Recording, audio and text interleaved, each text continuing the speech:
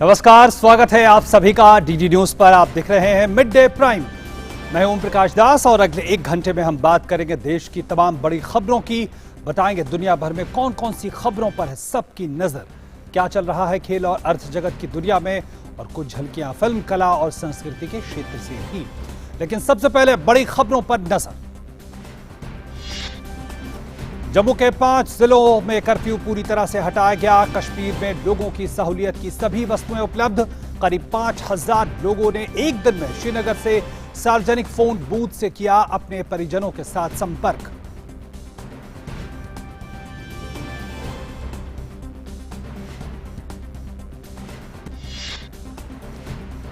General Bipin Rawat ने कहा, सेना किसी भी अनहोनी से निपटने के लिए तैयार। सेना पहले की ही तरह लोगों के साथ निभा रही है सामान्य रिश्ते।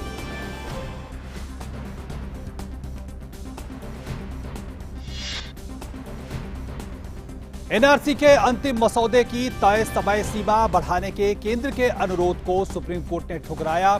एनआरसी पर अंतिम मसौदा इस महीने की 31 अगस्त को प्रकाशित होगा। आम्रपाली बिल्डर मामले में घर खरीदारों को मिली बड़ी राहत। सर्वोच्च न्यायालय ने नोएडा और ग्रेटर नोएडा प्राधिकरण से फ्लैट खरीदारों को आवंटन के लिए पंजीकरण शुरू करने को कहा।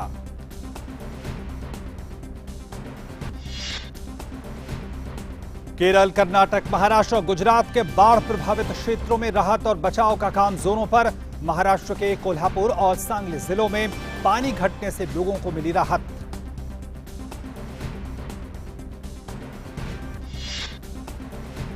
और हांगकांग हवाई अड्डे पर आवागमन हुआ सामान्य। प्रदर्शनकारियों के विरोध के कारण हवाई अड्डे के संचालन को करना पड़ा था बंद।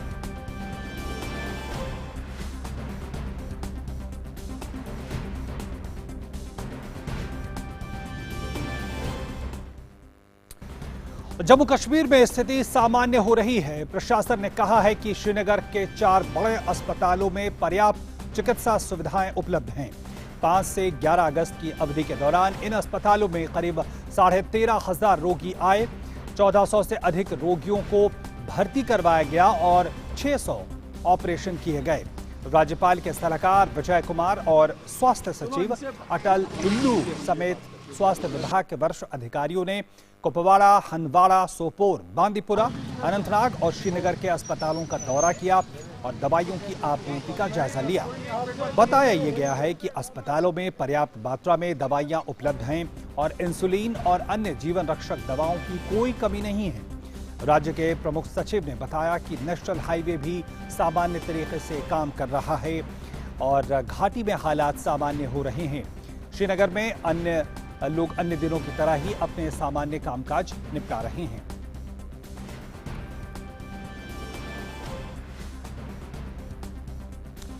और जम्मू कश्मीर प्रशासन ने कहा है कि वो कानून व्यवस्था बनाए रखने के लिए प्रतिबद्ध है और पुलिस इस दिशा में काम कर रही है। एक बयान में प्रशासन ने कहा है कि जम्मू के कुछ जिलों में निषेधाज्ञा पूरी तरह से हटा ली गई है। इसी तरह स्थिति की स्थानीय समीक्षा के बाद कश्मीर के 9 जिलों में प्रतिबंधों में छूट दी गई है। बयान में कहा गया है कि सरकार द्वारा स्थापित मीडिया सेंटर के द्वारा पत्रकारों को फोन और नेट की सुविधाएं दी जा रही हैं। सुरक्षा आवश्यकताओं को देखते हुए प्रतिबंधों में ढील जारी रह सकती है। आम लोगों को राज्य से बाहर रह रहे अपने संबंधियों और बच्चों से बातचीत के लिए हेल्पलाइन के माध्यम से सुविधाएं दी जा रही हैं। इन स्थानों से प्रतिदिन हजारों टेलीफोन किए जा रहे हैं।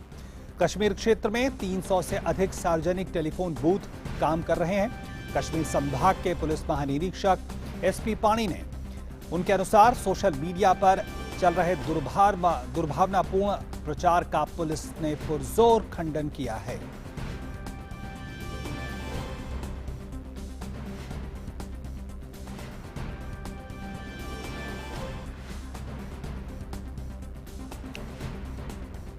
और सरकार ने जो टेलीफोन की सुविधाएं वहां उपलब्ध कराई हैं, प्रशासन ने, उससे भी लोग लगातार उसका फायदा उठा रहे हैं। 300 से अधिक जगह सार्वजनिक टेलीफोन बूथ काम कर रहे हैं। लोग अपनों से संपर्क में लगातार बने हुए हैं। और जम्मू कश्मीर के राजौरी में 73वें स्वतंत्रता दिवस समारोह से पहले आज फुल ड्रेस रिहर्सल किया गया। जिला पुलिस लाइन मैदान में आयोजित फुल ड्रेस रिहर्सल में राजौरी के अतिरिक्त उपायुक्त शेर सिंह ने राष्ट्रीय ध्वज फहराया और परेड की सलामी ली। परेड में police band, CRPF, IRP, JKP, FPF, NCC की टुकड़ियों ने हिस्सा लिया।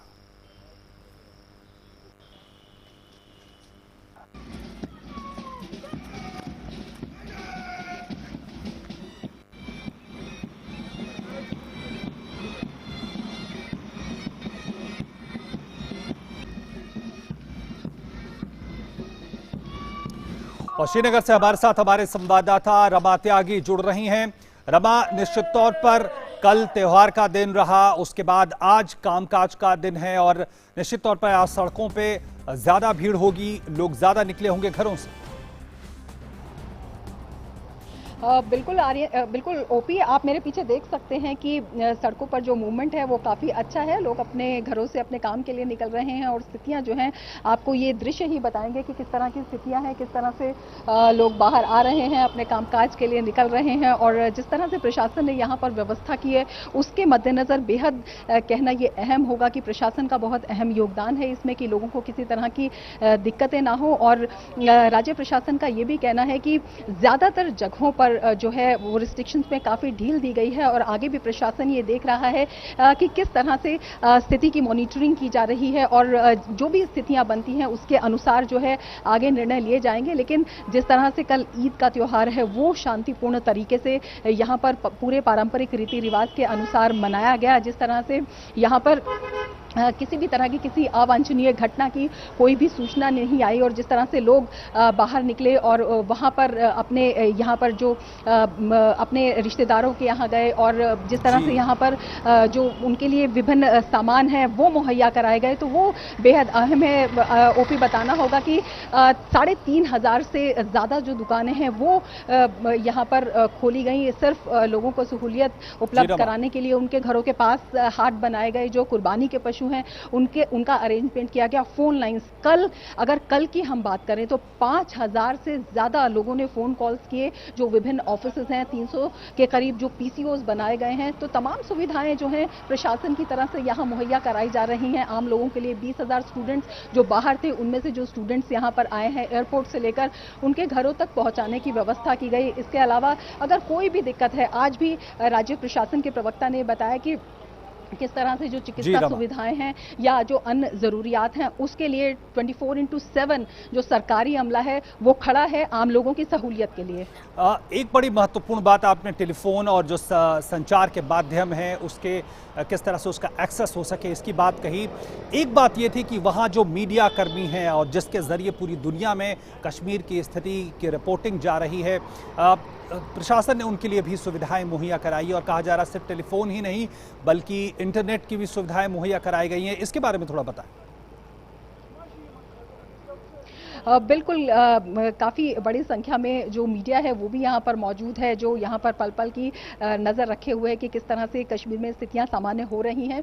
और उनके लिए भी एक मीडिया फैसिलिटेशन सेंटर बनाया गया है और वहाँ पर न केवल फ़ोन नंबर बल्कि जो कंप्यूटर्स हैं वो अवेलेबल कराए गए हैं, जो इंटरनेट की सुविधा है वो अवेलेबल कराई गई है। और लगातार जो राज्य प्रशासन है वो समय समय पर आकर स्थिति की समीक्षा की ब्रीफिंग यहाँ पर कर रहा है और विभिन्न प्रकार के, आपको मालूम है ओपी की जो र्यूमर्स हैं वो भी आते हैं तो उनका भी खंडन कर रहा है और विभिन्न मीडिया के जो सवाल हैं उनके भी जवाब दे रहा है। तो तमाम कोशिशें की गई हैं, चाहे आम आदमी हो चाहे मीडिया हो, जिसके जरिए जो है यहाँ की खबरें बाहर जाती हैं, या फिर जो लोग हैं जिस तरह से कम्युनिकेशंस की लाइन यहाँ पर नहीं है या इंटरनेट नहीं है वो भी मीडिया के जरिए ही रूबरू हो रहे हैं कि किस तरह की स्थिति यहाँ पर है या किस तरह की सुविधाएं जो है प्रशासन यहाँ पर मुहैया करा रहा है। तो उसके लिए भी बेहद अहम रोल राज्य प्रशासन ने यहाँ पर निभाया है। रमा, इस तरह की जो खबरें थे और प्रशासन ने भी, श्रीनगर के और कश्मीर के प्रशासन ने भी इस बात को कहा था कि जो अफवाहें हैं, गलत खबरें हैं जो ट्विटर या दूसरे माध्यमों से फैल रही हैं उसकी शिकायत करवाई गई थी। और इस तरह की अब खबरें आ रही हैं कि उन पे कार्रवाई की गई है इस तरह के ट्विटर हैंडल पे। आपको लगता है इससे कितना बड़ा मैसेज जाएगा और हालात को और बेहतर करने में कितनी मदद मिलेगी? बिल्कुल ओपी, एक बहुत बड़ा संदेश है, क्योंकि इस वक्त जो है, हालांकि यहाँ पर जो मीडिया है वो केवल एक माध्यम है, जो यहाँ की जो समाचार है या यहाँ की जो जानकारी है लोगों तक पहुँचाने का, लेकिन बाहर के ट्विटर हैंडल से जिस तरह की यहाँ पर अफवाहें फैलाने की कोशिश की गई है, उसको लेकर जो राज्य प्रशासन का बयान है वो लगातार आ रहा है। उन्होंने कहा है कि 8 ऐसे ट्विटर हैंडल्स हैं जिनके खिलाफ कार्रवाई की जा सकती है। जब उनसे कार्रवाई के बारे में पूछा गया तो उन्होंने कहा कि पूरी तरह से अप्रोप्रिएट जो एक प्रोसेस होता है, जो कानूनी कार्रवाई होती है, उस पर हमारी नज़र है और वो कार्रवाई उनके खिलाफ की जाएगी। और प्रशासन ये भी नजर रखे हुए है कि यहाँ की जो आउटसाइडर सोशल मीडिया से इस तरह की खबरें अब उड़ाई जा रही हैं, क्योंकि यहाँ पर स्थिति बहाल हो रही है और इस तरह की आशंकाएं जो हैं यहाँ पर हमेशा बनी रहती हैं कि जो तस्वीर को एक बिगाड़ कर पेश करने की कोशिश जो है कई असामाजिक तत्व यहाँ पर करते हैं, तो उनको रोकने के लिए ही एक तरह से जो ये कम्युनिकेशन लाइंस थी, इन पर रिस्ट्रिक्शंस लगाई गई थी। लेकिन बावजूद इसके अगर किसी और मीडिया से भी, अगर किसी और मीडियम से भी इस तरह के असामाजिक तत्व या इस तरह के जो सरकार विरोधी तत्व हैं वो किसी तरह की अफवाह फैलाने की कोशिश करते हैं या तस्वीर को बिगाड़ने की कोशिश करते हैं या स्थिति में जरा सा भी एक नकारात्मक असर डालने की कोशिश करते हैं, तो प्रशासन का कहना है कि किसी भी कीमत पर उन्हें बख्शा नहीं जाएगा और कड़ी कार्रवाई उनके खिलाफ की जाएगी। बिल्कुल रमा, बने रहे हमारे साथ। हम जम्मू में अपने संवाददाता नेहा जलाली के साथ जुड़ रहे हैं। नेहा, सबसे पहले यही, जम्मू में हम देख रहे हैं कि 5 से ज़्यादा ज़िलों में जो है पूरी तरह से जो तमाम पाबंदियां थी वो हटा ली गई हैं। इस वक्त क्या वहां पे माहौल? जी हाँ, जैसे कि हम देख रहे हैं कि जो ज़्यादा से ज़्यादा जो ज़िले हैं जम्मू डिवीजन के, वहाँ पर जो नॉर्मलसी है वो आ गई है। जो पहले से ही 5 जिले थे, वहाँ पर पहले से ही जो सेक्शन 144 था वो हटा दिया गया था। पिछले कुछ दिनों से वहाँ पर एकदम स्कूल, कॉलेजेस, दफ्तर हैं, वो सब बिल्कुल नॉर्मल सामान्य सिचुएशन में चल रहे हैं। इवन की बाजार वगैरह जो है, कल ईद के भी दिन अच्छी रौनक रही है मार्केट वगैरह में। और इसके साथ ही जो बाकी के भी जो जिले हैं वहाँ पर भी जो रिस्ट्रिक्शन है वो हटा दी गई हैं। तो देखा यही जा रहा है कि जो स्थिति है वो बिल्कुल सामान्य बन रही है और उम्मीद है कि जल्द से जल्द जो नॉर्मल लाइफ है लोगों की और एक जो नॉर्मल सिस्टम है वो चलने लग जाएगा यहाँ पे। बिल्कुल। और नेहा, हम अपने दर्शकों को वो तस्वीरें भी दिखा रहे हैं जो 15 अगस्त की तैयारियों से जुड़ी हैं और जिस तरह से आज फुल ड्रेस रिहर्सल की गई राजौरी में। आपको लगता है कि 15 अगस्त की भी तैयारियां जोर शोर से चल रही होंगी, चाहे वो सुरक्षा बल हों या आम लोग हों? जी बिल्कुल, देखिए 15 अगस्त 26 जनवरी ये इस तरह के जो ये इवेंट्स रहते हैं, ये हमेशा जो सबसे मोस्ट इम्पोर्टेंट जो लोगों के लिए, साथ ही जो एडमिनिस्ट्रेशन है उनके लिए भी these are the most important event. और इसके साथ ही हालांकि एक बहुत ही हिस्टोरिक, एक बहुत बड़ा डिसीजन हुआ है और प्रिकॉशनरी तौर पे जो भी रिस्ट्रिक्शंस रखी गई थी एडमिनिस्ट्रेशन द्वारा, उनके रहते भी और उनके अभी क्योंकि जैसे खत्म भी हो रही हैं ये रेस्ट्रिक्शंस, उनके बावजूद भी ये जो 15 अगस्त की जो तैयारियां हैं वो अपने हिसाब से जोरों शोरों पे वो चल रही हैं। सिक्योरिटी पे ऑफ कोर्स ज्यादा से ज्यादा ध्यान दिया जा रहा है, लेकिन जो सेलिब्रेशन है उनमें कहीं पर भी कोई कमी आएगी ऐसा कुछ भी दिखने को नहीं, ऐसा कुछ नहीं लग रहा है। बिल्कुल नेहा, बिल्कुल, बहुत बहुत धन्यवाद आपका हमारे साथ जुड़ने के लिए। और जम्मू कश्मीर में स्थिति सामान्य है और कल पूरे जोश के साथ ईद का त्यौहार भी मनाया गया। आज सुबह हमारे संवाददाता जब श्रीनगर की सड़कों पर निकले तो उन्हें सड़कों पर सामान्य रूप से आवाजाही दिखी और लोग अपने कामों में लगे हुए नजर आए। सुनो इनसे हम ये बात करते हैं। और हमारे संवाददाता ने जम्मू कश्मीर के कुछ के मसले पर कुछ कांग्रेसी नेताओं द्वारा हिंदू मुस्लिम का मुद्दा कहे जाने पर आम लोगों से इसके बारे में उनकी राय जानी। आइए देखते हैं क्या कहना उनका। नेताओं ने कल ऐसा कहा है कि कश्मीर का जो मसला है वो मुस्लिम मसला है, हिंदू मुस्लिम इसको रंग देने की कोशिश। क्या आपको लगता है कि कश्मीर का मसला हिंदू मुस्लिम मसला है? हिंदू मुस्लिम मसला नहीं था, हम अच्छी तरह से यहाँ था, जैसा था वैसे ही रहना था। जो प्रोपेगेंडा था कि मतलब ये तोड़ने का ओढ़ने का वो ये उन्होंने बहाना है, ये कुछ नहीं है, ये बकवास है। अगर 90 साल हो गए या 80 साल हो गए या कुछ साल हो गए, कितने हो गए, क्या हो गए, आज तक हम उधर इधर अठिए मिल के रेट के बैठ के थे। हिंदू मुस्लिम कुछ नहीं है यहाँ पे। कुछ नेताओं ने बयान दिया है दिल्ली में कि ये कश्मीर में जो कुछ हो रहा है, क्योंकि मुस्लिम स्टेट है, मुस्लिम यहाँ मेजॉरिटी है, तो उसको हिंदू मुस्लिम बनाने की कोशिश किया। क्या आपको लगा कि ये मसला हिंदू मुस्लिम मसला है? जी नहीं, ये हिंदू मुस्लिम का मसला नहीं है। ये मसला बस ये है कि पब्लिक को, आम पब्लिक को प्रॉब्लम आ रही है। दुकानें खुल नहीं रही हैं, जिसके वजह से साग सब्जी कुछ मिल नहीं रहा है, खाने पीने की प्रॉब्लम आ रही है। अदरवाइज हिंदू मुस्लिम का कोई मैटर ये नहीं है। आपको लगता है ये कश्मीर का मसला जो है वो क्या है? और क्योंकि कुछ लोगों ने बयान दिया कि ये हिंदू मुस्लिम का मसला है, ये बिल्कुल गलत है, ये बिल्कुल गलत है। आज तक 47 से आज तक 2019 तक कब तक यहाँ कश्मीर में हिंदू मुस्लिम उठ गया? अगर हिंदुस्तान में हर जगह पर हिंदू मुस्लिम उठ गया, कश्मीर वो स्टेट है, हिंदू को अपने घर में रखा, हर जगह हिंदू को अपने घर में रखा, पंजाबी को अपने घर में रखा, सिखों को अपने घर में रखा, किसी हिंदू यहाँ तक आज तक 47 से आज तक कश्मीर में हिंदू मुस्लिम नहीं उठ गया। ये सियासत का मसला है और हमारे पास कुछ मसला नहीं है और कश्मीरियों का मसला है। 2019 के लोकसभा चुनाव नतीजों से यह साफ हो गया कि देश की जनता क्या सोच रही है ये कांग्रेस के नेता नहीं समझ पा रहे हैं, यानी देश की नब्ज से कांग्रेस अनजान है। और अब जम्मू कश्मीर के मसले पर भी जिस तरह से कांग्रेस के कुछ नेताओं ने कश्मीर के मसले को हिंदू बनाम मुस्लिम मसला बनाने की कोशिश की है, कश्मीरी आवाम ने उस थ्योरी को भी पूरी तरह से रिजेक्ट किया है और कहा है कि कश्मीर का मसला हिंदू बनाम मुस्लिम का मसला नहीं है। तो यानी साफ है कि न सिर्फ देश बल्कि जम्मू कश्मीर की आवाम से भी कांग्रेस पूरी तरह से कटी हुई है और अपने राजनीतिक फायदे के लिए इसे हिंदू मुस्लिम बनाने की कोशिश कर रही है। कैमरामैन राजेश रिकी के साथ अशोक श्रीवास्तव, जीरो बिज, श्रीनगर, डीडी न्यूज।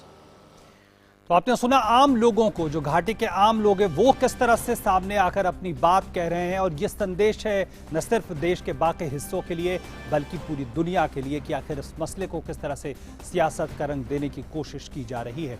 एक बार फिर से हम रुख करते हैं अपनी संवाददाता रमा त्यागी के पास श्रीनगर में। रमा, निश्चित तौर पर जो आवाजें आ रही हैं वो आवाजें ये भी है कि लोगों की उम्मीदें अब काफी बढ़ी होंगी और इस तरह की खबरें भी आ रही हैं और युवा उम्मीद कर रहे हैं, जिस तरह से निवेश की बात की जा रही है, जिस तरह से नए रोजगार के मौकों की बात कही जा रही है। लेकिन सवाल ये भी है कि जो निवेश आएगा तब आएगा जब वहां पे विकास की गतिविधियां बढ़ेंगी, एक दीर्घकालिक नजरिया है। लेकिन फौरी तौर पर क्या उम्मीद कर रहे हैं वहां के लोग और खासकर युवा?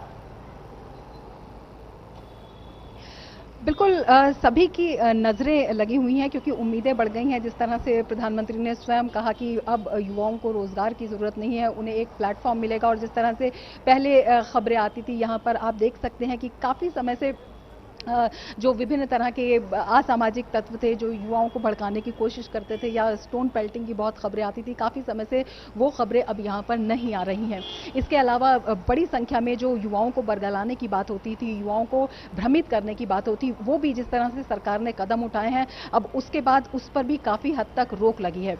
अब ये जो नया जो स्टेप सरकार ने उठाया है, एक नई पहल सरकार ने की है, इससे युवाओं में उम्मीद जगी है क्योंकि पहले कारोबारी यहाँ निवेश नहीं कर सकता था, किसी तरह की जो बाहरी गतिविधि थी, जो इन्वेस्टमेंट था वो यहाँ पर नहीं हो सकता था। उसका खामियाजा एक लंबे समय से जम्मू कश्मीर को भुगतना पड़ रहा था क्योंकि प्रचुर मात्रा में यहाँ पर मानव और प्राकृतिक दोनों के तरह के संसाधन मौजूद हैं, लेकिन उनका उपयोग होता था अवसरवादिता के लिए, उनका उपयोग होता था कहीं ना कहीं जो अपने वेस्टेड इंटरेस्ट हैं उनको भुनाने के लिए। लेकिन अब जब सरकार ने एक सीधा एजेंडा यहाँ पर लोगों के सामने रखा है कि जो युवा हैं उनके लिए रोजगार की व्यवस्था होगी, अपने कारोबार की व्यवस्था होगी, जो व्यवसायी हैं उनके लिए एक नया इंडस्ट्रियल माहौल बनेगा, उससे भी रोजगार के बहुत सारे अवसर पैदा होंगे।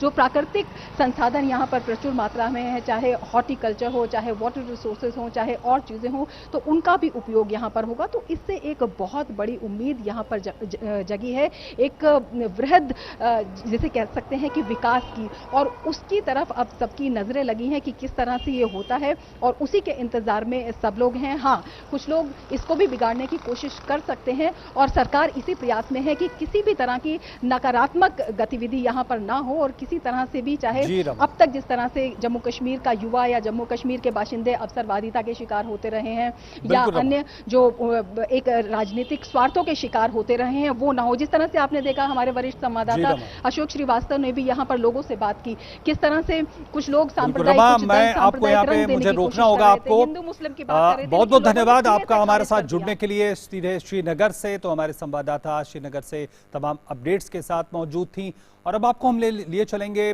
राष्ट्रीय मीडिया सेंटर दिल्ली में, जहां शहरी आवासन विकास मंत्री हरदीप पुरी संबोधित कर रहे हैं मीडिया को। To make India open defecation free by 2nd October 2019 and two, to have solid scientific waste management throughout the country. What strikes me as really significant is that what we have witnessed during this 5-year-long marathon is the transformation from a project of the government to a project which is now a people's project or a Jan Andolan. I think that is widely recognized.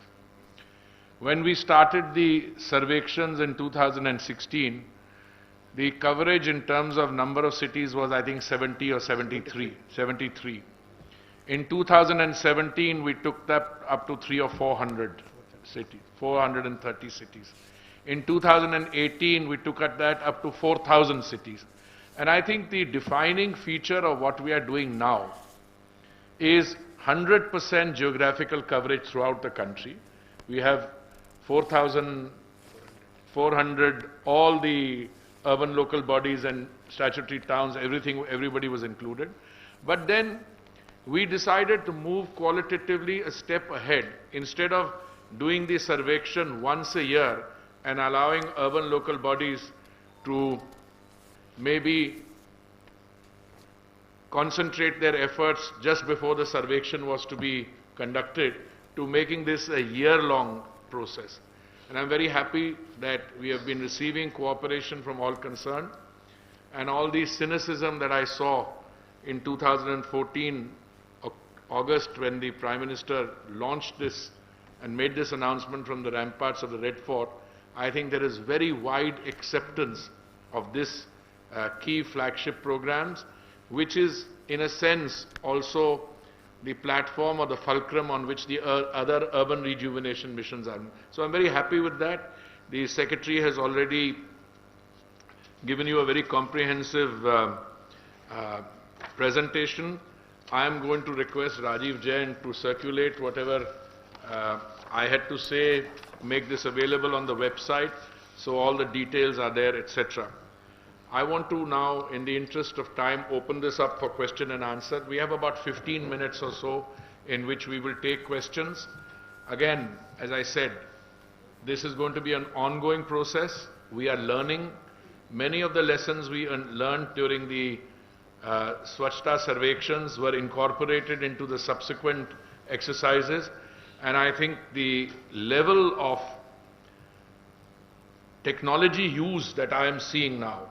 Earlier we were using Google to map the toilets. Now we are using artificial intelligence to ensure that there is a complete elimination of the interface between the user and the provision of the service on the one hand and the service provider in any manner, which is designed both to ensure total transparency, but more than that, I think it is designed to ensure that there is no complaint on misdirection of resources or any other deviation. So thank you very much. I will open this out for questions. Rajiv will conduct the... Please raise your card and let me know. तो शहरी विकास मंत्री हरदीप सिंह पुरी जो बता रहे थे कि 2 अक्टूबर 2019 तक जो टोटल ओडीएफ का जो लक्ष्य है वो पूरी तरह पा लिया जाएगा, उसकी पूरी तैयारी सरकार की है। और आगे बढ़ते हैं और सुप्रीम कोर्ट का रुख करते हैं। जी हां, सुप्रीम कोर्ट में आज उस मामले की सुनवाई हुई जिसमें ये मांग की गई थी कि जब जो कश्मीर में हालात है, जम्मू कश्मीर में, और वहाँ पे जिस तरह से कुछ राजनेताओं को वहाँ पे नज़रबंद किया गया, जिस तरह से जो तमाम चीज़ें वहाँ पे संचार सेवाओं के जो माध्यम हैं उन पे जिस तरह से प्रतिबंध लगाया गया है, उसको लेकर याचिका दायर की थी, उनको हटाने को लेकर। और इसके संबंध में आज अटॉर्नी जनरल ने भी अपना बयान दिया, सुप्रीम कोर्ट के सामने अपनी बात कही है केंद्र सरकार की तरफ से। क्या कुछ और हुआ है, इसके बारे में ज्यादा जानकारी के लिए बात करते हैं अपने संवाददाता विकास सारथी के साथ। विकास, क्या कुछ हुआ आज सुप्रीम कोर्ट में इस मामले से जुड़ी हुई? जी प्रकाश, यहाँ पर कोर्ट ने ये कहा है कि फिलहाल कोर्ट इसमें कोई आदेश नहीं देगा इस मामले में, और 2 हफ्ते तक के लिए मामले को टाल दिया है। आज की सुनवाई के दौरान ये पूछा गया केंद्र सरकार की ओर से पहले कि क्या लगता है केंद्र सरकार को कि कब तक वहां पर हालात सामान्य हो सकते हैं। इस पर कोई स्पेसिफिक टाइमलाइन यहाँ पर सरकारी पक्ष की ओर से नहीं दी गई, बस ये कहा गया कि सरकार खुद हालात सामान्य पूरी तरह करना चाहती है, इसीलिए ये रिस्ट्रिक्शंस रखी गई हैं, क्योंकि बहुत सारे जो IT सेवाएं इनको बहाल करने से अफवाहें फैलती हैं, गलत मैसेजेस जाते हैं, तो इन सब को देखते हुए और ओवरऑल सिक्योरिटी को देखते हुए ही ये रिस्ट्रिक्शंस रखी गई हैं और सरकार जैसे ही स्थिति बेहतर होगी इनमें रियायत देगी। दूसरी बात यहाँ पर खुद कोर्ट ने भी ये कहा कि इस मामले में सरकार को और समय देने की जरूरत है, क्योंकि मामला बेहद संवेदनशील है और देश की सुरक्षा से जुड़ा हुआ है। इसलिए किसी तरह का दबाव नहीं कोर्ट की तरफ से नहीं डाला गया सरकार के भी ऊपर कि वो कोई निश्चित टाइमलाइन एक बताए कि कब तक ये जो रिस्ट्रिक्शंस हैं इनको रिलैक्स किया जाएगा। यहाँ पर 2 हफ्ते बाद अब कोर्ट दोबारा मामले की सुनवाई करेगा और फिर ये देखा जाएगा कि वहाँ पर ग्राउंड रियलिटी क्या है, किस तरह के हालात हैं और क्या ये इन मामलों में रिलैक्सेशन देने की अभी जरूरत है या नहीं। कोर्ट ने खुद भी ये याचिकाकर्ता जो है उनसे पूछा कि आपका क्या लोकस बनता है इस मामले में, जो आप ये पूरी याचिका यहाँ पर आपने दायर की है। आप हर मामले को उठाकर कोर्ट में नहीं ला सकते हैं, खासतौर से ऐसा मामला जो सीधे नेशनल सिक्योरिटी से जुड़ा है और कश्मीर जैसा बेहद संवेदनशील मामला है। इस पर अब कोर्ट 2 हफ्ते बाद फिर सुनवाई करेगा। आज कोर्ट ने किसी भी तरह का कोई भी अंतरिम आदेश पारित करने से इनकार कर दिया और ये कहा कि सरकार को और वक्त देने की जरूरत है कि वो स्थिति को वहां पर वापस पटरी पर ला सके। विकास, क्या इस पे भी कोई बातचीत हुई कि जैसा सरकार कह रही है कि हालात सामान्य होंगे तो उस तरह से कदम आगे बढ़ाए जाएंगे, आखिर हालात सामान्य इसके क्या पैरामीटर्स होंगे, किस तरह से, क्या इस पे भी कोई बात निकलकर सामने आई? देखिए ओपी, इसमें ये होगा कि अभी भी सरकार ने जैसे कि बकरीद से पहले रिस्ट्रिक्शंस को थोड़ा उसमें ईज किया और उसको थोड़ा कम किया, तो ऐसे ही फेज्ड मैनर में कुछ इलाकों से रिस्ट्रिक्शंस हटा करके उनका फीडबैक देखने के बाद ही सरकार आगे बढ़ती है कि क्या पूरी तरह से जो भी खासतौर से इंटरनेट सर्विसेज पर जो रोक है उसको पूरी तरह से हटा दिया जाए सभी के लिए। अभी भी जो एसेंशियल सर्विसेज हैं, पत्रकारों को एक्सेस पॉइंट्स दिए गए हैं, जो कुछ स्पेसिफिक पॉइंट्स बनाए गए हैं जहां से लोग इमरजेंसी में लैंडलाइन से कॉल कर सकते हैं। तो ये स्टेप बाय स्टेप देखा जाएगा कि किस तरह से रिस्ट्रिक्शंस को हटाने पर क्या फीडबैक आ रहा है, क्या रिएक्शंस हैं, उसके हिसाब से फिर एक नतीजे पर सरकार पहुंचती है कि अब पूरी तरह से सारी सेवाओं को बहाल कर दिया जाए या नहीं। इसको लेकर के बहुत स्पेसिफिक टाइमलाइन यहाँ पर नहीं दी गई है। ये जरूर कहा गया है कि खुद सरकार चाहती है कि कोई भी ऐसी अप्रिय स्थिति पैदा ना हो, कोई भी अप्रिय घटना ना हो, इसीलिए प्रिकॉशनरी मेजर्स हैं ये सब। और हालात जब पूरी तरह नियंत्रण में लगेंगे कि पूरी तरह से भरोसा किया जा सकता है कि कोई इस तरह की घटना या वारदात नहीं होगी, तो इन रिस्ट्रिक्शंस को हटा लिया जाए। अब ये बताएं कि सुप्रीम कोर्ट ने जिस तरह से रुख दिखाया है और जिस तरह से राष्ट्रीय सुरक्षा का हवाला दिया है, आपको लगता है कि कई और याचिकाएं हैं जो अनुच्छेद 370 से जुड़ी हैं, जो अलग अलग लोगों के द्वारा दायर की गई हैं, उन को लेकर भी आपको लगता है कि सुप्रीम कोर्ट ने एक संदेश दिया है कि आखिर उसका रुख क्या है? देखिए, उनमें क्या होगा ये कहना थोड़ा मुश्किल है, क्योंकि याचिकाकर्ता ये वाले जो थे, खासतौर से इस याचिका में तहसीन पूनावाला, उन्होंने आर्टिकल 370 को हटाने के बारे में कोई ऐसी बात नहीं की थी, कोई विरोध नहीं किया था। वो उन याचिकाओं में कॉन्स्टिट्यूशनल इश्यूज उठाए गए हैं, उन पर क्या कोर्ट का रुख होगा वो सुनवाई के दौरान ही साफ हो पाए। बिल्कुल, बहुत बहुत धन्यवाद विकास, हमारे साथ जुड़ने के लिए, इन तमाम मसलों को हमारे साथ हमारे दर्शकों तक पहुंचाने के लिए। केंद्रीय सूचना और प्रसारण मंत्री प्रकाश जावड़ेकर ने कहा है कि जम्मू कश्मीर से अनुच्छेद 370 के ज्यादातर प्रावधानों को हटाने से वहां के लोगों को तरक्की मिलेगी, इसलिए वहां की आवाम खुश है। साथ ही उन्होंने कहा कि कश्मीर में हालात जल्दी ही सामान्य होंगे। कल जिस तरह से बकरीद का पूरा लोग बाहर आए और जिस तरह से अदा किया अपना प्रेयर्स, तो ये बहुत ही महत्वपूर्ण है। कश्मीर बहुत जल्दी नॉर्मल होगा, यह हमें पता है और विश्वास है। लेकिन कुछ लोग उसमें फिलिस्तीनी अगर देखेंगे कि फिलिस्तीन बनेगा वगैरह, तो वो उनकी नकारात्मक सोच है और चिदम्बरम जी उसको कम्युनलाइज करना चाहते। ये घटिया राजनीति है। वहीं थल सेना अध्यक्ष जनरल बिपिन रावत ने कहा है कि सेना किसी भी तरह की परिस्थितियों के लिए तैयार है। साथ ही उन्होंने कहा कि एहतियात के तौर पर सेना की तैनाती की गई है और इसे लेकर किसी तरह की चिंता करने की जरूरत नहीं है। हम सदा सतर्क रहते हैं, हम सदा तैयार रहते हैं। किसी तरह की कार्रवाई होगी तो हम उसके लिए तैयार हैं। ऐसे स्टेटमेंट से हमें कोई फिक्र करने की जरूरत नहीं है और ना आपको फिक्र करने की जरूरत है। और साथ ही उन्होंने ये कहा कि जम्मू कश्मीर में सभी के साथ अच्छे संबंध वो चाहते हैं।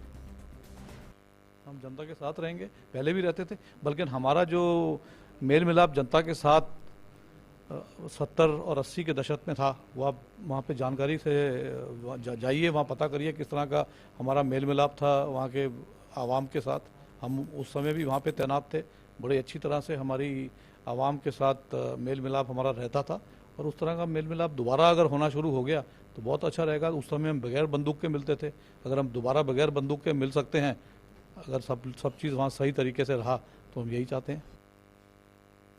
और मिड डे प्राइम में रुक रहे हैं और एक छोटे से ब्रेक के लिए आप बने रहिए डीडी न्यूज़ के साथ।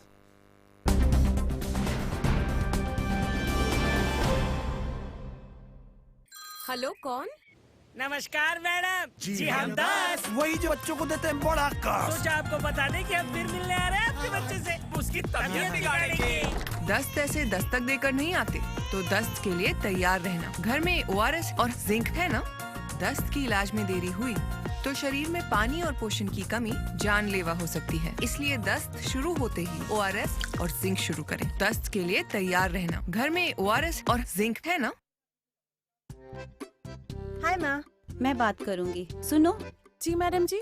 क्या नाम है तेरा? शीला। बच्ची का ख्याल रखा है कभी? जी। कहाँ रहती? वो खोली। घर में कौन कौन है? इलेक्शन कार्ड है या पैन कार्ड? माँ, ये सब कैसे होगा? वही तो मैडम जी, हमारे पास तो ये होता है। That's okay. Thank you, Sheila. अरे ऐसे कैसे भरोसा कर लिया? चोरी का या नकली आईडी भी तो हो सकता है। माँ, असली आईडी है। अच्छा, आधार? आधार तो ऑनलाइन वेरीफाई भी हो सकता है, बाकी कोई आईडी नहीं, समझी? अरे तो पहले बताना चाहिए था ना। ले शीला जी। आधार है तो भरोसा है और हमारी पहचान भी। आधार है तो अब गरीबों को भी अपनी पहचान मिली है और हमारे अपनों को मिली है सुरक्षा। तो आप भी आधार अपना लो, फायदे में रहोगे। क्या आपके साथ भी ऐसा हुआ है? ग्राहक होने के नाते धोखा? क्या आप चुपचाप सहन करके बैठ जाते हैं या अपने हक की लड़ाई लड़ते हैं? मेरे साथ भी धोखा हुआ। बस अपनी शिकायत लिखी, अपोजिट पार्टी के फैक्ट्स और डॉक्यूमेंट्स के साथ कंज्यूमर फोरम में जमा कर दी। न वकील की फीस लगी और फैसला भी 3 महीने में आ गया। आप भी सोचिए मत, अपने हक की लड़ाई कंज्यूमर फोरम में लड़िए। जागो ग्राहक जागो।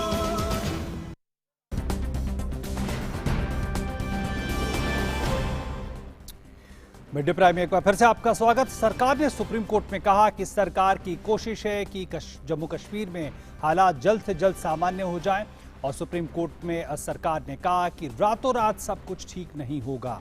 और इस खबर पर ज़्यादा जानकारी के साथ एक बार फिर से हमारे साथ विकास सारथी जुड़े हुए हैं। विकास, जो चर्चा आपने की और इससे पहले जिस तरह से कोर्ट ने भी रुख दिखाया है कि इसमें बेहद जल्दीबाजी करने की ज़रूरत नहीं है, और जिस तरह से अपील की गई थी, जिस तरह से याचिका दायर की थी, उसको लेकर एक रुख स्पष्ट होता है कोर्ट का। क्या कहेंगे आप? बिल्कुल ओम प्रकाश, यहाँ पर कोर्ट ने ये स्पष्ट कर दिया कि वो इस मामले को एक एग्जीक्यूटिव डिसीजन के तौर पर देखता है कि सरकार ने जो डिसीजन लिया है वो किन्हीं कारणों से लिया है, उसके पीछे कोई ना कोई वजह है। ग्राउंड सिचुएशन क्या है वो पेटिशनर नहीं जानते। कोर्ट ने ये बात पेटिशनर से कहा भी कि आप हर चीज में जो पिटीशन फाइल करते हैं, क्या आप जानते हैं कि वहाँ के हालात क्या हैं? यकीनन सरकार के पास जानकारी है इस तरह की, जिसके वजह से ही ये जो रिस्ट्रिक्शंस लगाई गई हैं या जो कर्फ्यू लगाया गया है, उसके पीछे कोई ना कोई कारण है, वो ऐसे ही नहीं किया गया है। अब इसमें ये साफ कर दिया है कोर्ट ने कि अभी फिलहाल कोर्ट किसी तरह का कोई दखलंदाजी नहीं करेगा। जिस तरह से सेंटर ने ये कहा कि उन्हें वक्त चाहिए और ये स्थिति रातों रात नहीं बदलेगी, तो इसमें 2 हफ्ते का कोर्ट ने वक्त दिया है, और ये साफ कर दिया है कि आगे भी अगर इसमें इस तरह की याचिकाएं आती हैं तो कोर्ट उनको फिलहाल बहुत ज्यादा एंटरटेन नहीं करने वाला, जब तक कि कुछ समय ना बीत जाए और ग्राउंड रियलिटी को लेकर के कोई स्थिति स्पष्ट ना हो पाए कोर्ट को भी। तो 2 हफ्ते बाद कोर्ट फिर देखेगा कि वहाँ पे हालात कैसे हैं, क्या अभी जो स्थिति है वो कंटिन्यू रहती है या ये रिस्ट्रिक्शंस सरकार खुद ही हटा लेती है 14 दिन में। ये पता चलने के बाद ही कोर्ट इस पर किसी तरह से आगे बढ़ेगा और कोई दखल देगा या किसी तरह के इंटरिम ऑर्डर्स पास करेगा। सरकार की तरफ से जिस तरह से अटॉर्नी जनरल ने कहा है कि वो लगातार हालात पे सरकार नजर रखे हुए है और उसके मुताबिक कदम उठाए जाएंगे, इस पे क्या कोर्ट ने कुछ टिप्पणी की? देखिए, कोर्ट ने यही कहा है कि ये पूरा मामला सरकार के पास जो जानकारी है उसकी वजह से ही ये सारे निर्णय लिए गए हैं, और ये इसमें सरकार को ज्यादा और समय देने की जरूरत है। इस तरह की डिमांड नहीं की जा सकती कि आप रातों रात स्थिति को इस तरह से नियंत्रण में कर लें कि आपको ये रिस्ट्रिक्शंस ना लगानी पड़े। कुछ ना कुछ रिएक्शंस छोटी मोटी और कुछ मिसयूज जो है खासतौर से आईटी सर्विसेज का, जैसे कि फेक मैसेजेस, फेक वीडियोस फैलाने की कोशिशें हो सकती हैं। इनके चलते ये रिस्ट्रिक्शंस लगाई गई हैं। इंटरनेट सर्विसेज को रोका गया है कि किसी भी तरह से कोई गलत खबर, किसी भी तरह की विवादित सामग्री को इस आईटी जो सर्विसेज हैं इनके माध्यम से उनका दुरुपयोग ना हो और उन्हें इससे लोगों को भड़काया ना जाए। इसीलिए ये सारी रिस्ट्रिक्शंस यहाँ पर इम्पोज की गई हैं। जैसे ही ये इसको लेकर के कुछ स्थिति स्पष्ट होती है, स्थिति थोड़ी और बेहतर होती है कि क्या इस तरह के प्रिकॉशनरी मेजर की जरूरत अब नहीं है, तो सरकार इसको रिलैक्स करेगी। ये जो कंडीशंस लगाई गई हैं इनमें परिवर्तन करेगी। लेकिन फिलहाल सरकार को लगता है कि वो मौका अभी नहीं आया है जहां पर पूरी तरह से बिल्कुल आम सभी सर्विसेज को आमतौर पर बहाल कर दिया जाए। और ये कोर्ट सारी दलीलों से यहाँ पे सहमत दिखा। कोर्ट ने सीधे पिटिशनर से ये पूछा कि आपने जो पिटिशन फाइल की है आप जानते क्या है वहाँ की ग्राउंड रियलिटी के बारे में, वहाँ पे वास्तविक स्थिति क्या है। सरकार ने जो कदम उठाया है वो वहाँ की रियलिटीज को लेकर के, ग्राउंड रियलिटी को लेकर के उठाया है। जिस तरह से आप कह रहे हैं कि इसमें सरकार की तरफ से ये बात कही गई है कि जैसे जैसे हालात ठीक होंगे वैसे वैसे पाबंदियां जो है हटा ली जाएंगी, इसमें क्या ये तथ्य भी शामिल है जो याचिकाकर्ता ने दिया था, कुछ राजनेताओं की नज़रबंदी से मसला जिससे सामने आ रहा था उससे भी जोड़कर इसको देखना चाहिए, उन पाबंदियों को भी हटाने की बात क्या इसमें शामिल मानी जाए? देखिए, इसमें बहुत खुलकर इस विषय पे चर्चा नहीं हुई। जो मेन जो फोकस रहा वो आमतौर पर यही रहा कि लोगों को बड़ी दिक्कतें हो रही हैं, लोगों को बहुत तकलीफें हो रही हैं इन तरह के रिस्ट्रिक्शन से। या याचिकाकर्ता का दावा था और ये कहा गया था कि कितनी समय सीमा होगी, क्या अनिश्चित काल के लिए इस तरह से रिस्ट्रिक्शंस लगाई जा सकती हैं। जहां तक जो डिटेन किया गया है पॉलिटिकल लीडर्स को, उसको लेकर के यहाँ पर ज्यादा बातें नहीं हुई कि उनका क्या डिटेंशन उनकी कब तक रहेगी, उनको कब बाहर किया जाएगा। ज्यादातर बातें यहाँ पर सीमित रही एसेंशियल सर्विसेज की तरफ से, और जो इंटरनेट पर पाबंदी फिलहाल लगी हुई है, मोबाइल सर्विसेज जिस तरह से अभी बंद पड़ी हैं, इनको लेकर के फोकस ज्यादा रहा। बहुत बहुत धन्यवाद विकास इन तमाम मसलों और खबरों को हमारे दर्शकों तक पहुंचाने के लिए। और आगे बढ़ेंगे कुछ और खबरों की तरफ। सिक्किम डेमोक्रेटिक फ्रंट के 10 विधायक आज दिल्ली में भारतीय जनता पार्टी में शामिल हुए। सिक्किम से ये सभी विधायक आज पार्टी मुख्यालय में भाजपा के कार्यकारी अध्यक्ष जेपी नड्डा और महासचिव राम माधव की मौजूदगी में भाजपा में शामिल हुए। सिक्किम में एसडीएफ के 13 विधायक थे।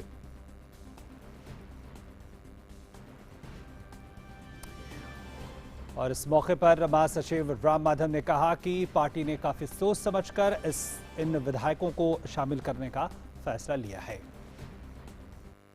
एसडीएफ का जो लेजिस्लेचर पार्टी है वो भारतीय जनता पार्टी में शामिल होना है। इस विषय पर बीजेपी में विचार परामर्श करने के बाद माननीय अमित शाह जी के मार्गदर्शन पर आज कार्यकारी अध्यक्ष श्री जेपी नड्डा जी इन 10 विधायकों का जो एसडीएफ का विधायक दल है, जो 2/3 से ज्यादा संख्या में साथ आया है, उनको भारतीय जनता पार्टी में अभी शामिल किए हैं। त्रिपुरा में करीब 30 साल से सक्रिय national liberation front of Tripura उनके सदस्यों ने आज अम्बासा में आत्मसमर्पण कर दिया। कुल 88 कैडर ने अपने परिवारजनों के साथ एक कार्यक्रम में आत्मसमर्पण किया। सूचना और प्रचार सचिव काजल देव वर्मा ने कहा कि प्रधानमंत्री नरेंद्र मोदी की क्षेत्र में शांति कायम रखने की अपील के परिणाम स्वरूप ही ये मुमकिन हो पाया है।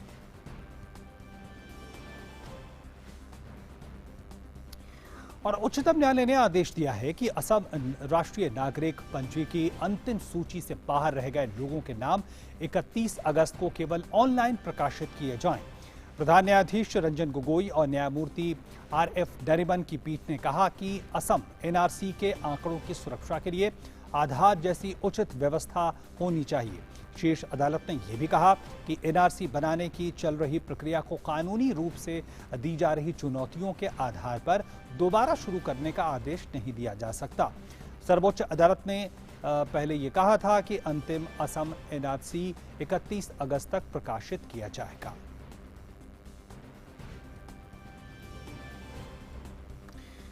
आम्रपाली मामले में सुप्रीम कोर्ट ने नोएडा और ग्रेटर नोएडा प्राधिकरण से कहा है कि वे खरीदारों को फ्लैट देने के लिए निबंधन की प्रक्रिया शुरू करें। कोर्ट ने यह भी चेतावनी दी कि अगर खरीदारों को फ्लैट की पोजीशन देने में देरी की जाती है तो उनके अधिकारियों को जेल भेजा जाएगा।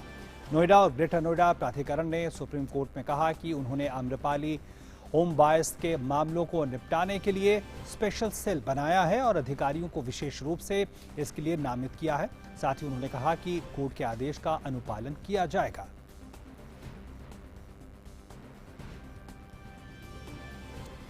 कर्नाटक के कई बाढ़ प्रभावित जिलों में पानी घटने के साथ बाढ़ की स्थिति में सुधार हो रहा है।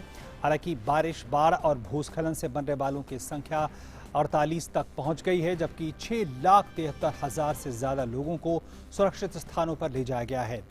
अलमाटी, नारायणपुरा और तुंगभद्रा बांधों में अतिरिक्त पानी आने के बाद छोड़े गए पानी से निचले इलाकों में बाढ़ की स्थिति बन गई है, इसलिए गांवों को खाली करा लिया गया है। 3,93,000 से ज्यादा लोग 1,224 शिविरों में शरण लिए हुए हैं। मुख्यमंत्री बीएस येदियुरप्पा आज शिवमोगा जिले के बाढ़ प्रभावित इलाकों का दौरा करेंगे।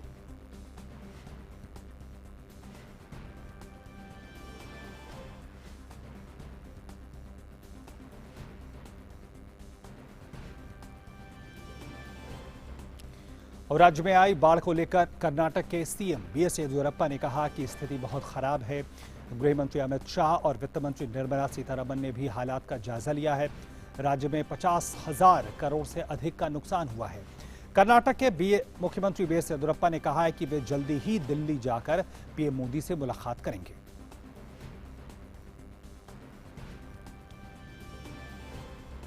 और बाढ़ प्रभावित कर्नाटक में चल रहे राहत और बचाव कार्य को लेकर एयर मार्शल एसके घोटिया ने कहा है कि राज्य सरकार की मदद और समन्वय से राहत और बचाव कार्य जारी हैं और खाने के पैकेटों को सही जगहों पर गिराया जा रहा है। At the behest and request of the state government, they are giving us the coordinates, they are giving us the locations, and wherever the requests come from, our helicopters are going and rescuing those people. In a lot of places, we are dropping food packets, water packets, and close to about 5,000 tons of relief material has been dropped. और केरल की बात करें तो केरल में भारी बारिश और भूस्खलन से 88 लोगों की मौत हो गई है। लगभग 2,52,000 लोग 1,332 राहत शिविरों में रह रहे हैं और राहत और बचाव कार्य तेजी से चल रहा है। 6 जिलों में सतर्कता जारी की गई है। सभी शिक्षा संस्थानों में अवकाश घोषित किया गया है।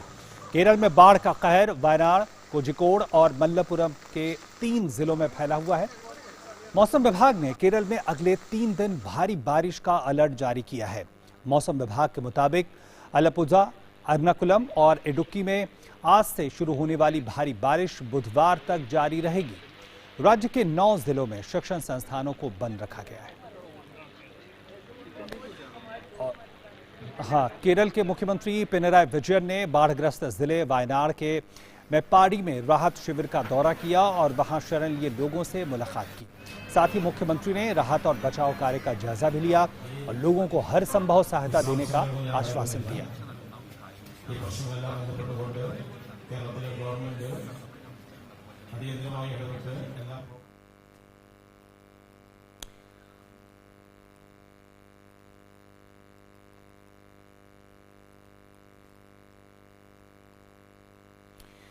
वहीं महाराष्ट्र की बात करें तो महाराष्ट्र में राष्ट्रीय आपदा प्रतिक्रिया बल ने शिरोल, कोल्हापुर में बचाव और राहत अभियान जारी रखा है।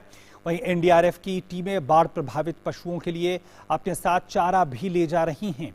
राज्य के पुणे डिवीजन के 5 जिलों सांगली, कोल्हापुर, सतारा, पुणे और सोलापुर में बाढ़ की वजह से मरने वालों की संख्या बढ़कर 43 हो गई है। 3 लोग अभी भी लापता हैं। 584 गांव में अब तक 4,74,226 लोगों को सुरक्षित निकाला गया है। बाढ़ से सुरक्षित बाहर निकाले गए लोगों के लिए 596 अस्थायी शेल्टर बनाए गए हैं।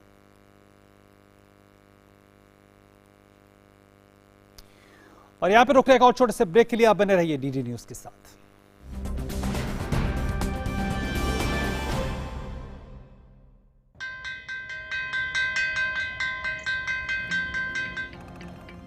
पहला अक्षर रट लो तो वह से एक विद्वान होगा, पक्की होगी बुनियादें तो हाँ से हिंदुस्तान होगा। करो शुरुआत करो तो पक्की बात करो। वंडर सीमेंट, एक परफेक्ट शुरुआत। आपका लेटर।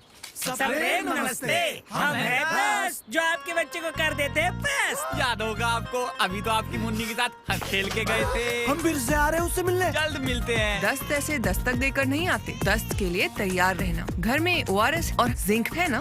दस्त की इलाज में देरी हुई तो शरीर में पानी और पोषण की कमी जानलेवा हो सकती है। इसलिए दस्त शुरू होते ही ORS और जिंक शुरू करें। दस्त के लिए तैयार रहना। घर में ORS और जिंक है ना? दादी जी, आपकी उंगली की छाप मशीन नहीं पढ़ पा रही, माफ करना, आपको अब राशन नहीं मिल पाएगा।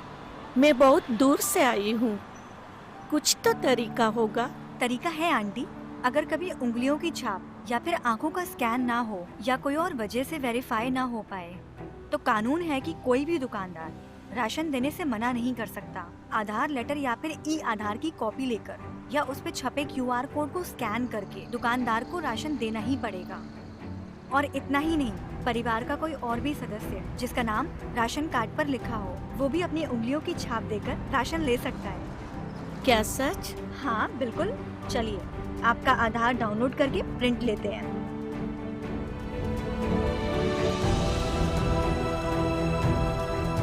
इसीलिए मैं हूँ आधार के साथ। मेरा आधार, मेरी पहचान।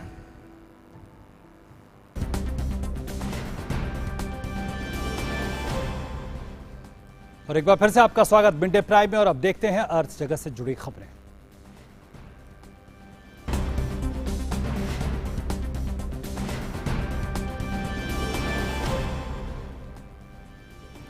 और व्यापार प्राइम के साथ हमारे सहयोगी आंचल गुलाटी हमारे साथ मौजूद हैं। आंचल, अब आपके पास। बहुत बहुत शुक्रिया ओपी। और अगर हम आर्थिक जगत में खबरों की बात करें तो सबसे पहले हम बात करेंगे एयर इंडिया की। जी हाँ, देश की सरकारी विमानन कंपनी एयर इंडिया की बुलंदियों में एक और नया अध्याय जुड़ने जा रहा है। एयर इंडिया अब जल्द ही नॉर्थ अमेरिका के लिए बर्फ की चट्टानों यानी कि ध्रुवीय क्षेत्र के ऊपर से उड़ान भरेगी। इस उड़ान के साथ प्रशांत महासागर, अटलांटिक महासागर और ध्रुवीय क्षेत्र के ऊपर से उड़ान भरने वाली एयर इंडिया दुनिया की पहली विमानन कंपनी होगी। भारतीय विमानन कंपनी के इतिहास में ऐसा पहले के बीच पोलर रूट का इस्तेमाल किया जाएगा और ये उड़ान 15 अगस्त को सबसे पहली बार इस एयर इंडिया की तरफ से की जाएगी। पोलर रूट पर सर्विस शुरू करना जहां एक शानदार मौका है, वहीं ये चुनौतियों से कम भी नहीं है। खबर रिलायंस से जुड़ी हुई। रिलायंस 3 करोड़ किराना स्टोर को डिजिटाइज्ड स्टोर बनाएगी। 42वें रिलायंस AGM में मुकेश अंबानी ने इस बात का ऐलान किया है। इन किराना स्टोर्स को Jio prime partner POS point of sale दिया जाएगा। इस डिजिटल प्लेटफॉर्म की मदद से किराना स्टोर में रखे गए सामान से लेकर ग्राहकों के साथ की जाने वाली बिक्री और वित्तीय स्थिति को मैनेज करना आसान होगा। इस मशीन की मदद से छोटे किराना स्टोर को डिजिटाइज्ड स्टोर बनाया जाएगा। इससे किराना स्टोर के जो मार्जिन है उनमें बढ़ोतरी होगी। रिलायंस ने इन सभी स्टोर्स को डिजिटाइज करने के लिए युद्ध स्तर पर काम भी शुरू कर दिया। जल्द ही बड़े पैमाने पर इसे लॉन्च किया जाएगा। रिलायंस इंडस्ट्रीज के चेयरमैन मुकेश अंबानी ने जियो की ब्रॉडबैंड सेवा जियो गीगा फाइबर शुरू किए जाने की भी घोषणा की। जियो फाइबर पर उपलब्ध कई सेवाएं उसके द्वारा वित्त पोषित स्टार्टअप कंपनियों ने विकसित की हैं। और अब बात आधार की। National payment transaction of India ने बताया कि आधार आधारित पेमेंट सिस्टम AEPS से ट्रांजैक्शंस की संख्या इस साल जुलाई में 200 मिलियन के पार पहुंच गई, जो कि एक बहुत बड़ी उपलब्धि है। इस प्लेटफॉर्म से ये एक बैंक आधारित मॉडल है जो कि आधार का प्रयोग कर पॉइंट ऑफ सेल और माइक्रो ATMs के माध्यम से बैंकिंग ट्रांजैक्शंस की अनुमति देता है। इस साल जुलाई में AEPS से ट्रांजैक्शन की जो संख्या है वो 220 मिलियन के पार चली गई। जुलाई महीने में कुल करीबन 6 करोड़ से भी ज्यादा भारतीय नागरिकों ने इस प्लेटफॉर्म के जरिए बैंकिंग सेवाओं का लाभ उठाया। एईपीएस बैंक ग्राहक को पहचान के रूप में आधार का उपयोग करने के लिए प्रेरित करता है। किसी भी एईपीएस ट्रांजैक्शन के लिए ग्राहक को ग्राहक के बैंक का नाम, आधार नंबर और फिंगरप्रिंट देने की जरूरत होती है। तो आज आर्थिक जगत में बस इतना ही। वापस चलते हैं बाकी खबरों के लिए ओम प्रकाश के पास। बहुत बहुत धन्यवाद आंचल हमारे साथ जुड़ने के लिए और तमाम खबरों को अब तक पहुंचाने के लिए। और अब बात उन खबरों की जो दुनिया भर में सुर्खियों में छाई।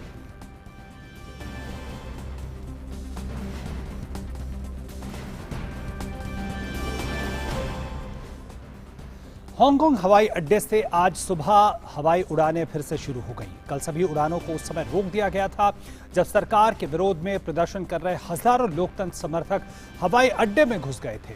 हवाई अड्डे के अधिकारियों के अनुसार लोगों के हांगकांग हवाई अड्डे पर इकट्ठा हो जाने के कारण उड़ानों पर बहुत बड़ा असर पड़ा था। हांगकांग में सरकार के विवादित प्रत्यर्पण विधेयक के विरोध में पिछले 2 महीने से चल रहे जन प्रदर्शन और असंतोष थमने का नाम नहीं ले रहा है। और इस बीच अमेरिका ने कहा है कि वो स्थिति पर नजर बनाए हुए है। उसने सभी पक्षों से अनुरोध किया है कि वे हिंसा का सहारा न लें। और हांगकांग की नेता कैरी लैम ने चेतावनी दी है कि हिंसा से शहर पतन की राह पर जाएगा, जहां से वापसी संभव नहीं होगी। लैब ने पत्रकारों से कहा कि हिंसा, चाहे उसका इस्तेमाल किया जाए या उसे नजरअंदाज किया जाए, हांगकांग को पतन के ऐसे रास्ते पर ले जाएगी जहां से वापसी संभव नहीं होगी। और इससे हांगकांग का समाज चिंताजनक और खतरनाक स्थिति में पहुंच जाएगा। उन्होंने कहा कि गत 1 हफ्ते में हांगकांग की स्थिति बहुत ही चिंताजनक और खतरनाक स्तर पर पहुंच गई है।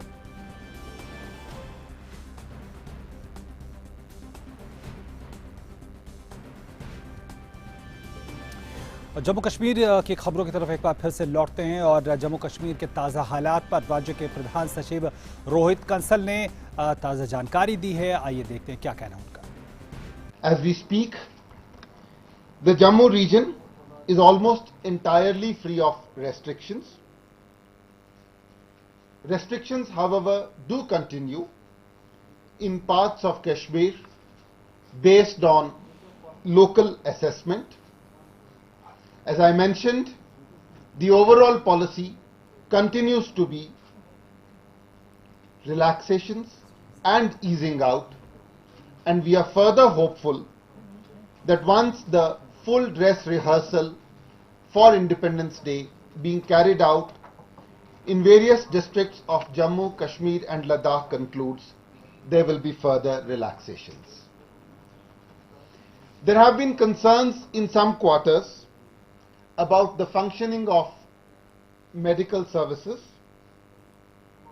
I would like to emphasize that the functioning of all kinds of medical services, normal as well as emergency, in all parts of the Kashmir Valley continues to be normal and unhindered, both in Srinagar district and in all other districts of the valley.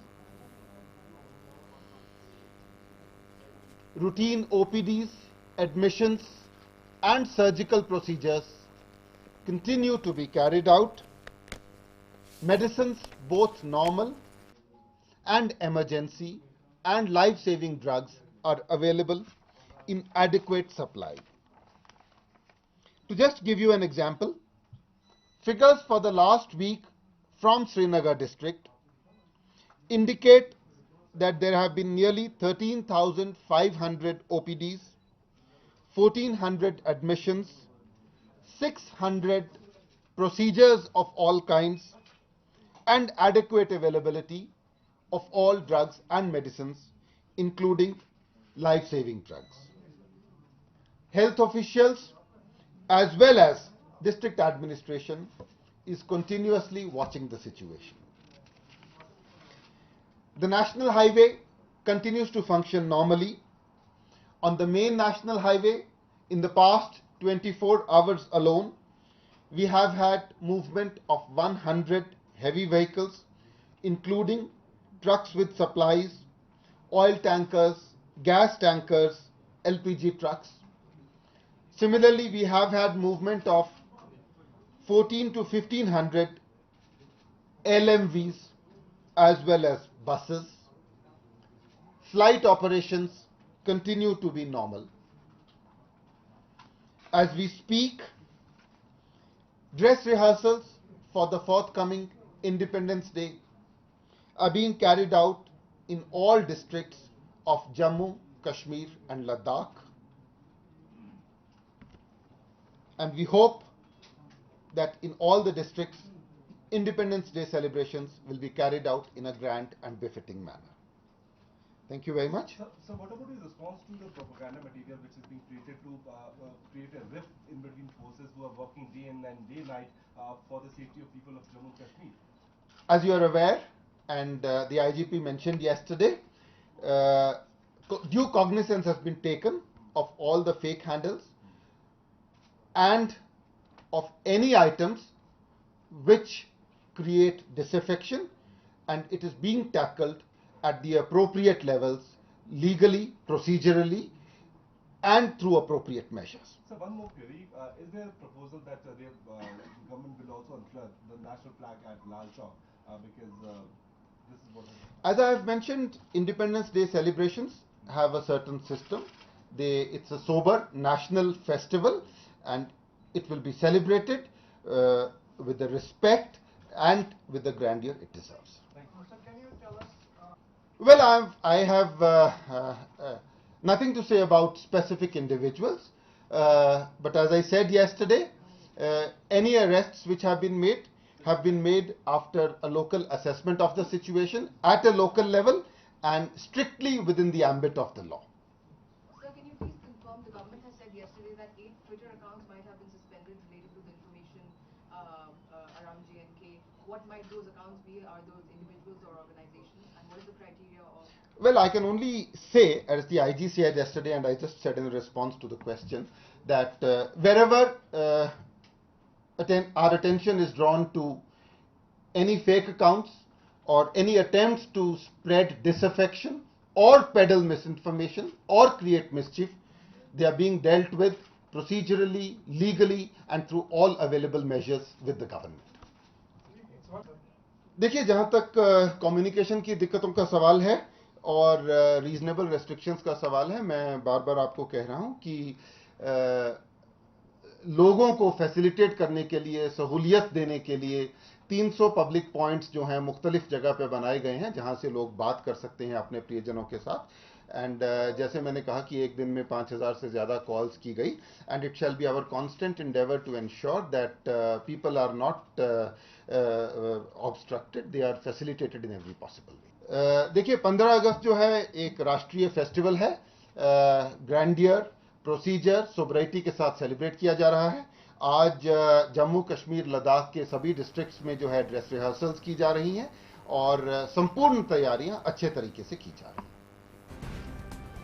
ये थे जम्मू कश्मीर के principal secretary Rohit Kansal, जो बता रहे थे कि 15 अगस्त के celebration की तैयारियां जोरों पर है और राज्य के हर ज़िले में इसकी तैयारी की जा रही है और ज़बरदस्त तरीके से इसको मनाने की तैयारी की जा रही है. और तमाम मसलों पे उन्होंने कहा, चाहे यातायात का मसला हो, चाहे मेडिकल सुविधाओं का मसला हो, सारे मामले पे काम किया जा रहा है और वो बेहतरी की तरफ आगे बढ़ रहे हैं.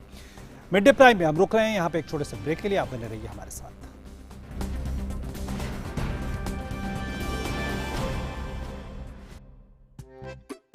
हाय माँ, मैं बात करूंगी. सुनो. जी मैडम जी. क्या नाम है तेरा? शीला. बच्ची का ख्याल रखा है कभी? कहाँ रहती है? खोली. घर में कौन कौन है? इलेक्शन कार्ड है या पैन कार्ड? माँ, ये सब कैसे होगा? वही तो मैडम जी, हमारे पास तो ये होता है. That's okay. Thank you, Sheila. अरे, ऐसे कैसे भरोसा कर लिया? चोरी का या नकली आईडी भी तो हो सकता है. माँ, असली आईडी है. अच्छा, आधार? आधार तो ऑनलाइन वेरीफाई भी हो सकता है, बाकी कोई आईडी नहीं. समझी? अरे तो पहले बताना चाहिए था ना. ले शीला. जी. आधार है तो भरोसा है और हमारी पहचान भी. आधार है तो अब गरीबों को भी अपनी पहचान मिली है और हमारे अपनों को मिली है सुरक्षा। तो आप भी आधार अपना लो, फायदे में रहोगे। आपका लेटर। सबरे नमस्ते, हम हैं बस जो आपके बच्चे को कर देते हैं बस। याद होगा आपको, अभी तो आपकी मुन्नी के साथ हंस खेल के गए थे। हम फिर से आ रहे हैं उससे मिलने। जल्द मिलते हैं। दस्त ऐसे दस्तक देकर नहीं आते। दस्त के लिए तैयार रहना। घर में ORS और जिंक है ना? दस्त की इलाज में देरी हुई तो शरीर में पानी और पोषण की कमी जानलेवा हो सकती है। इसलिए दस्त शुरू होते ही ORS और जिंक शुरू करें। दस्त के लिए तैयार रहना। घर में ORS और जिंक है ना? ई शॉपिंग साइट पर श्वेता ने देखा एक सुंदर हार। उसका डिजाइन देखकर हो गई वो बेकरार। झटपट उसने बुक किया और एडवांस में पेमेंट किया। लेकिन ये क्या, ये नहीं था वो हार जिससे श्वेता को हुआ था प्यार। शॉपिंग साइट के इस व्यवहार से श्वेता तो हुई हैरान परेशान। आप भी शॉपिंग साइट से खरीदारी करते समय रहें सावधान। जानें उनके नियमों को, टर्म्स एंड कंडीशंस का रखें ध्यान। जागो ग्राहक जागो।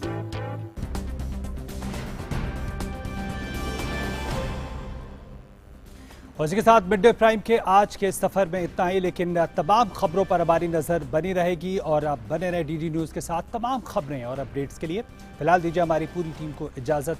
नमस्कार।